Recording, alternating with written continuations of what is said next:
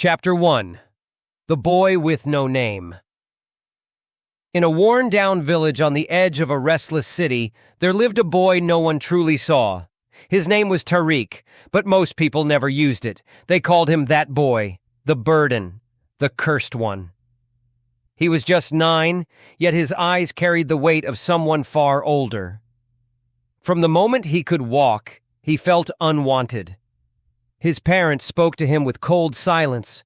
His older brother treated him like trash. Neighbors shooed him away. Children mocked him at school for being quiet, poor, and strange. "Stay away from him," they'd whisper. "He's bad luck." Tariq didn't understand what he had done wrong. He tried to be kind. He tried to smile. But the more he tried, the more the world pushed him away. At home, he was met with insults. "You're the reason nothing good happens here," his uncle growled one night. "Look at you, useless," his aunt sneered. He would sit on the cold steps outside the house, knees tucked to his chest, wondering if maybe he really was cursed. He didn't cry, not anymore. Even tears felt like a waste. Deep inside, a storm was growing. A sadness that clung to his bones. A fear that never left. Tariq was too young to name it, but it had a name. Depression. And its shadow followed him everywhere. He didn't talk much. He didn't fight back. He simply survived each day, hoping that maybe, just maybe, someone would see the boy behind the silence, but no one did. Not yet. Tariq walked through life like a ghost no one noticed. Every morning, he slipped into his torn uniform, brushed his crooked shoes, and left the house before sunrise. Not because he wanted to be early, but to avoid the cruel faces that waited for him. At school, no one sat beside him. No one called his name during games. When he raised his hand, the teacher would look past him as if he weren't there at all. He wasn't just sad, he was hurting in ways he didn't understand. His chest felt heavy all the time. His stomach twisted at the thought of speaking. His heart raced for no reason. Every word felt like a weight, every step a struggle. Tariq was living with anxiety and depression, though he didn't know the words for it. All he knew was the constant fear, the shame, the quiet voice in his head that whispered, "You don't matter." At home, things were worse. The walls heard more insults than laughter. No one asked about his day. No one noticed when he skipped dinner or when he stayed silent for hours. If he cried, they called him weak. If he spoke, they told him to shut up. He often stared at the ceiling at night, wide awake while the world slept, wondering if life would always feel this empty. Why does everyone hate me? Why was I even born? He didn't want to die, but he didn't want to live like this either. Still, each day he got up, not because he had hope, but because something inside him, quiet and stubborn, refused to give up completely. It was the beginning of a war he would fight alone. A war no one could see. But one day they would see the warrior it created. It happened on a cloudy afternoon. Tariq had just been laughed at in class again. One of the boys shoved him as he passed his desk. His notebook fell to the floor. Pages crumpled. The teacher said nothing. Tariq picked it up slowly, eyes burning. He didn't cry in front of them, but once the bell rang, he ran behind the school, behind the old generator where no one ever went. There he sat on the cold ground, curled into himself, and let the tears fall. That's when he heard a gentle voice. "You don't have to hide to cry, you know." Tariq looked up, startled. Standing a few feet away was Mr. Suleiman, the old school janitor. He was quiet, kind-eyed, and always sweeping halls no one thanked him for. He didn't move closer. He just sat down nearby. For a long time, neither of them spoke. Then Mr. Suleiman said something Tariq would never forget. "You're not weak. You're just carrying something big. And the world? It doesn't know how to handle that kind of strength." Tariq blinked. "What do you mean?" "Some people are born with fire inside them. Others see it and feel cold, so they try to put it out. But don't let them. You're not a mistake. You're not worthless. You're full of something important, and one day you'll see it." No one had ever spoken to Tariq like that, not once. That night, he found an old pencil stub and a scrap of paper. He didn't know why, but he wrote a short poem about pain and loneliness, and a flicker of light in the dark. He read it to himself, then smiled just a little. It wasn't much, but it was the first time Tariq realized maybe he had something to say, didn't say aloud. He wrote about loneliness, about fear, about invisible pain. He wrote about the things no one saw, about being told he was nothing, and daring to wonder if they were wrong. He didn't show anyone, not yet, but every sentence he wrote was like planting a tiny seed in the soil of his soul. A seed of hope, a seed of identity, a seed of strength. He kept his notebook hidden under the floorboard near his bed. It became his secret treasure, his private world, where no insults could reach him, no laughter could crush him. Even on the worst days, when he felt like fading, when his own reflection scared him, he wrote, "One day, while sweeping the classroom, Mr. Suleiman found a scrap of paper on Tariq's desk. It was a poem. No name on it, but he recognized the voice. He smiled to himself and whispered, 'The boy is growing?' Back at home, Tariq looked in the mirror. Same face, same tired eyes, but deep inside, something was beginning to change. He still felt afraid, he still felt alone, but now he had a reason to hold on. One day, he promised himself, they'll know who I really am. And with every word he wrote, that day crept closer. Years passed. Tariq grew taller, quieter, and sharper. He still wore secondhand clothes, still walked to school with his head low, but something inside him was rising like dust swirling in the wind before a storm.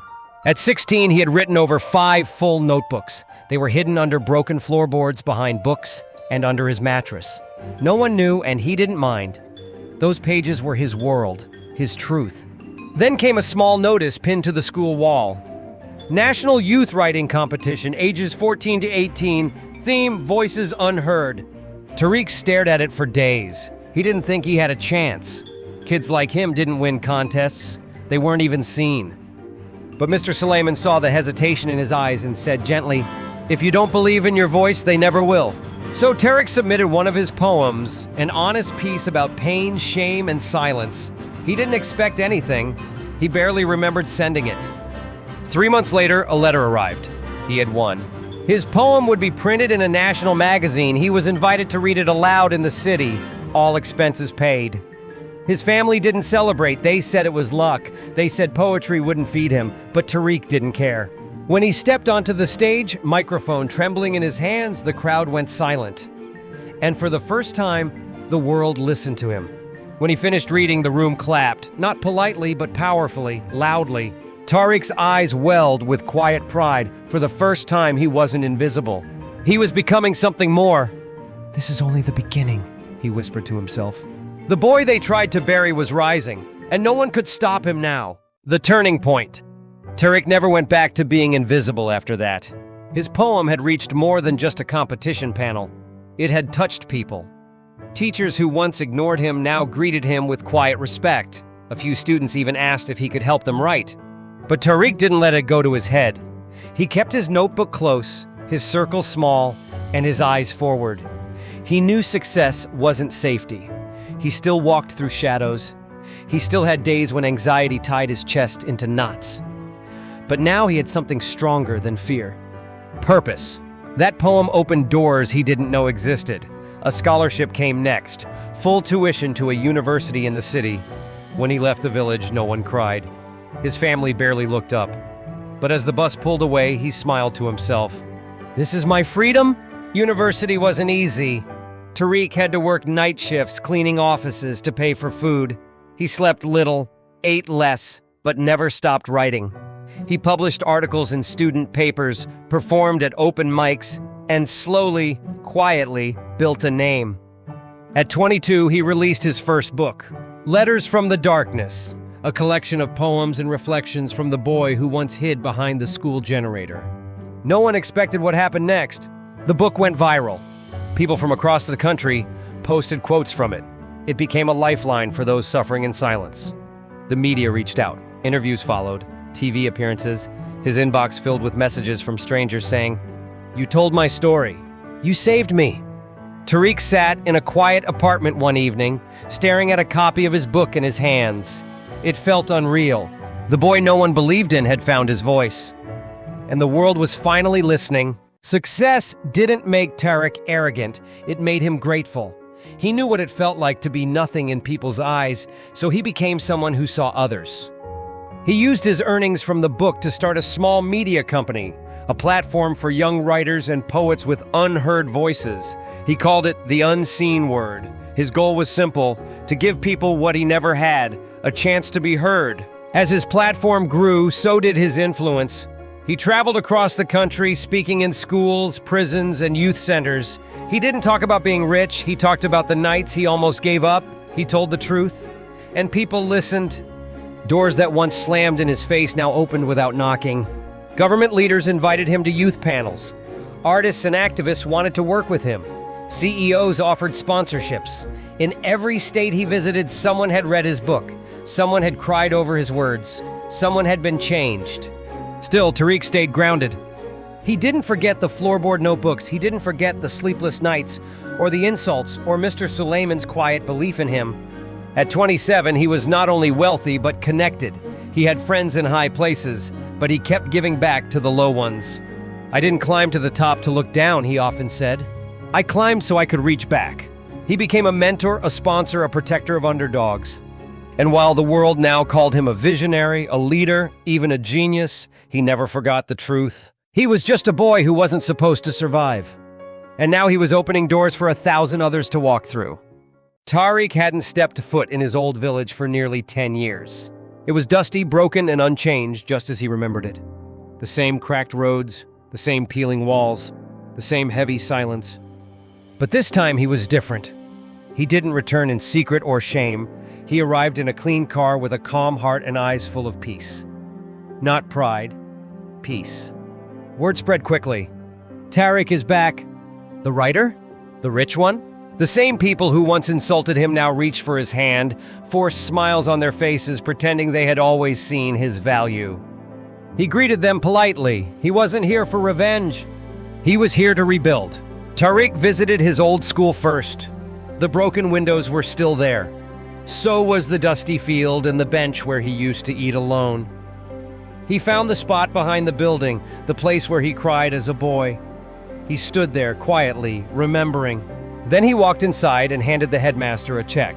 "Renovate everything and start a writing club. Call it the Quiet Voices Club. Let no child here ever feel unseen again." Next, he funded a community library, a youth mental health center, and clean water wells. He created jobs for dozens of locals. He named the center after the only man who had shown him kindness, the Suleiman Foundation for Healing and Hope. He didn't stay long. Before he left, a small boy tugged his sleeve. "Sir, how did you get out?" Tariq knelt and smiled. "I wrote my way out, and one day you'll find your way too." He looked at the village one last time, not with anger, but with quiet triumph. "Thank you," he whispered, "for the pain. It turned me into fire." Please hit the like button and subscribe for more stories as we move towards the ending. Tariq's name became more than just a name. It became a movement. His story was taught in schools. His quotes were painted on walls. His books were found in hospitals, prisons, and shelters, anywhere hearts were breaking and hope was needed. But Tariq remained humble.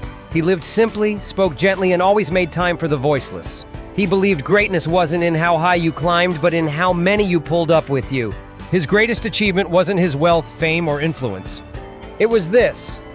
He turned his pain into purpose, his silence into strength, his suffering into light, and in doing so, he lit a fire in others. Somewhere far away, a lonely boy sat in a quiet room, knees pulled to his chest, feeling invisible. His hands trembled, his heart ached, he felt small, forgotten. Then he picked up a worn book. The title read Letters from the Darkness. He flipped the pages, he read Tariq's story, and in that moment, something shifted. He wasn't alone anymore, because if someone like Tariq could rise from hatred, survive the insults, fight the silent battles, and become a light in the world, then maybe, just maybe, he could too. That's how the story lived on, not just in ink or interviews, but in the quiet hope of broken hearts learning to heal. No one saw my greatness at the beginning, but that didn't mean it wasn't there. Tariq. And so the boy they tried to bury didn't just grow. He bloomed. He burned. And he became a beacon for a world in need of light. The end and the beginning for someone else.